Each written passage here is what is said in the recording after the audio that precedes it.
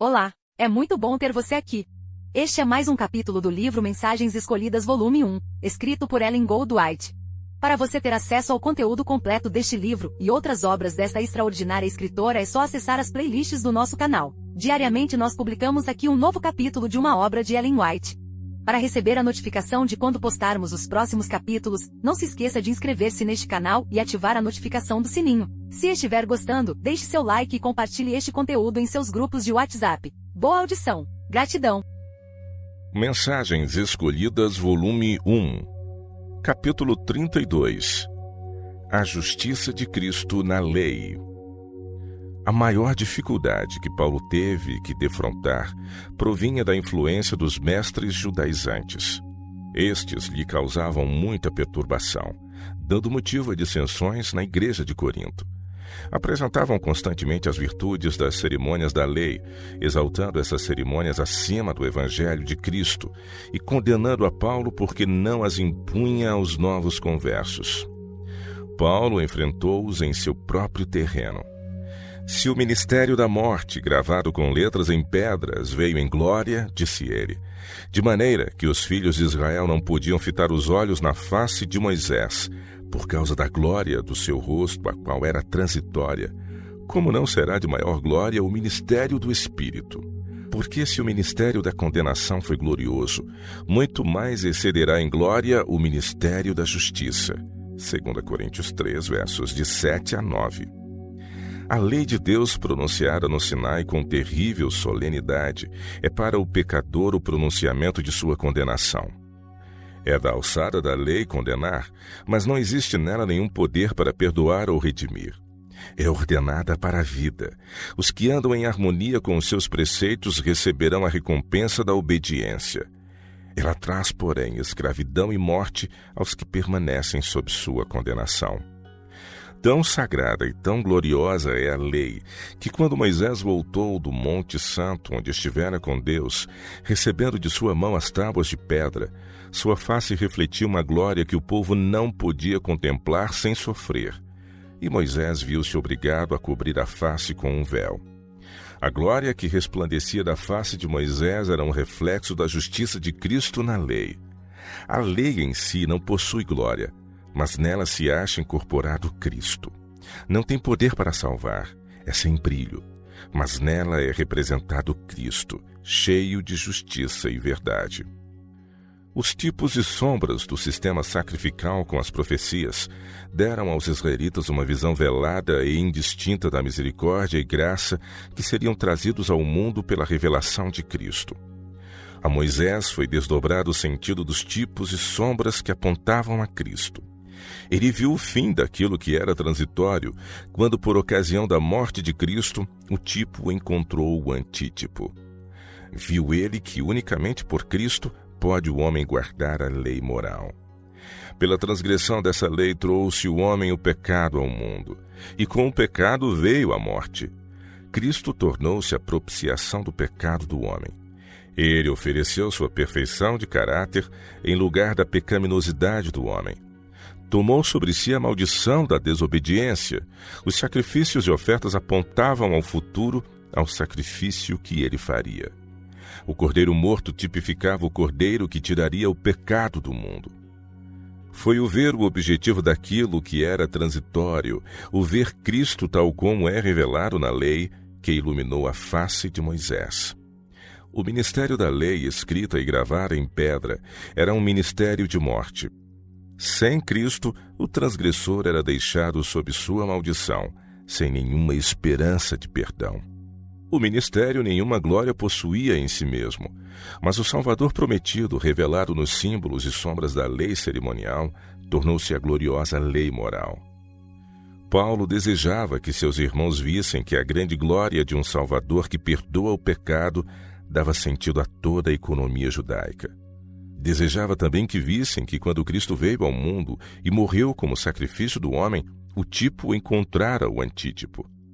Depois que Cristo morreu na cruz como oferta pelo pecado, a lei cerimonial não mais podia ter vigência. Todavia, achava-se ligada à lei moral e era gloriosa. O todo trazia o sinete da divindade e exprimia a santidade, justiça e retidão de Deus. E se era glorioso o ministério da dispensação que devia terminar, quanto mais não deveria ser a gloriosa realidade quando Cristo foi revelado, concedendo a todos os que criam seu espírito vitalizante e santificador. A proclamação da lei dos 10 mandamentos foi uma exibição maravilhosa da glória e majestade de Deus. Como afetou ao povo essa manifestação de poder? Eles tiveram medo. Quando viram os trovões e os relâmpagos e o sonido da buzina e o monte fumegando, o povo retirou-se e pôs-se de longe. E disseram a Moisés: Fala tu conosco e ouviremos, e não fale Deus conosco para que não morramos. Êxodo 20, 18 e 19. Desejavam que Moisés fosse o seu mediador. Não compreendiam que Cristo era seu designado mediador e que, privados de sua mediação, certamente seriam consumidos. Disse Moisés ao povo: Não temais, que Deus veio para provar-vos, e para que o seu temor esteja diante de vós, para que não pequeis. E o povo estava em pé de longe. Moisés, porém, se chegou à escuridade onde Deus estava. Êxodo 20, versos 20 e 21. O perdão do pecado, a justificação pela fé em Jesus Cristo, o acesso a Deus unicamente por meio de um mediador, por causa de sua condição de perdidos, sua culpa e pecado. Destas verdades o povo pouco entendia. Haviam perdido em grande medida o conhecimento de Deus e do único modo de aproximarem-se dele. Haviam perdido quase todo o sentido do que constitui pecado e do que constitui justiça. O perdão do pecado por meio de Cristo, o Messias prometido, a quem suas ofertas representavam, era compreendido apenas vagamente. Declarou Paulo: Tendo, pois, tal esperança, usamos de muita ousadia no falar. E não somos como Moisés, que punha um véu sobre a sua face, para que os filhos de Israel não olhassem firmemente para o fim daquilo que era transitório.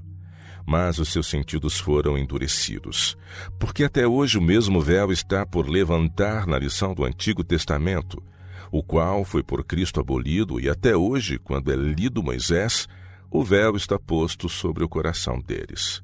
Mas quando se converterem ao Senhor, então o véu se retirará. 2 Coríntios 3, versos de 12 a 16. Os judeus recusaram-se a aceitar a Cristo como Messias, e não podem ver que suas cerimônias são sem sentido, que os sacrifícios e ofertas perderam sua significação. O véu com que eles mesmos se cobriram em obstinada incredulidade está ainda ante seu espírito.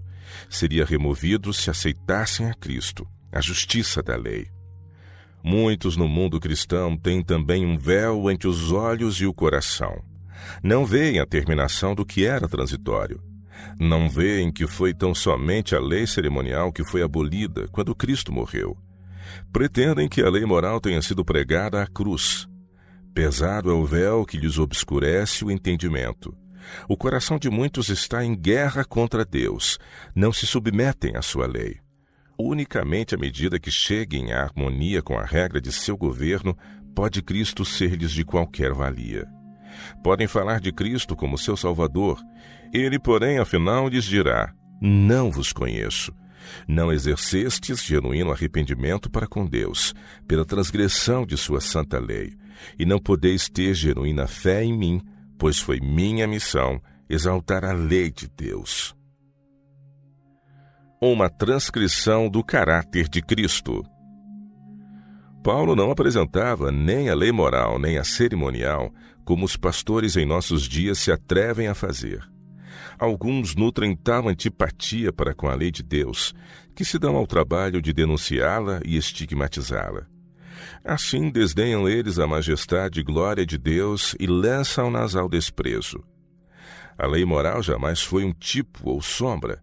Existiu antes da criação do homem e vigorará enquanto permanecer o trono de Deus. Não podia Deus mudar ou alterar um só preceito de sua lei a fim de salvar o homem, pois é a lei o alicerce de seu governo. É imutável, inalterável, infinita e eterna. Para o homem ser salvo e para ser mantida a honra da lei, foi necessário que o Filho de Deus se oferecesse como sacrifício pelo pecado. Aquele que não conheceu pecado tornou-se pecado por amor de nós. Por nós morreu no Calvário.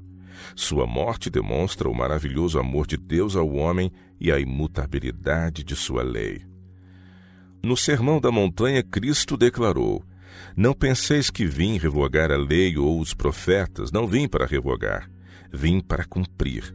Porque em verdade vos digo, até que o céu e a terra passem, nem um i ou tio jamais passará da lei, até que tudo se cumpra.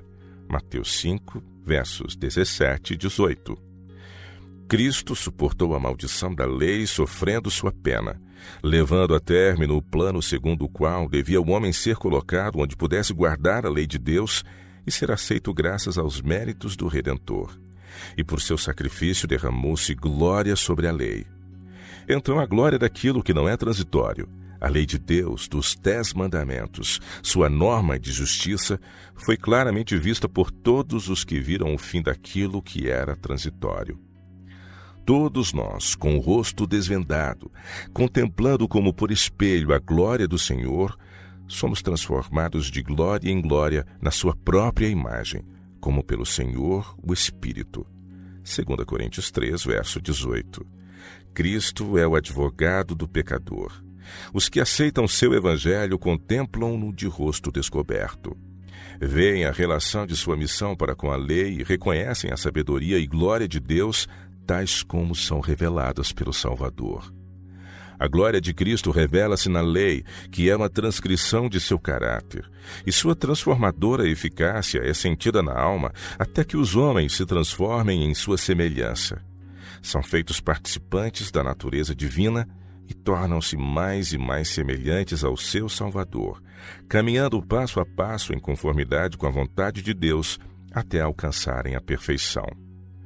A lei e o Evangelho estão em perfeita harmonia. Um sustenta o outro. Em toda a sua majestade, a lei confronta a consciência, levando o pecador a sentir sua necessidade de Cristo como propiciação do pecado. O Evangelho reconhece o poder e imutabilidade da lei. Eu não teria conhecido o pecado senão por intermédio da lei, declara Paulo. Romanos 7, verso 7. A intuição do pecado, acentuada pela lei, impele o pecador para o Salvador. Em sua necessidade, pode o homem apresentar o poderoso argumento fornecido pela cruz do Calvário. Pode ele reclamar a justiça de Cristo, pois é comunicada a todo pecador arrependido. Diz Deus: o que vem a mim, de modo nenhum o lançarei fora. João capítulo 6, verso 37.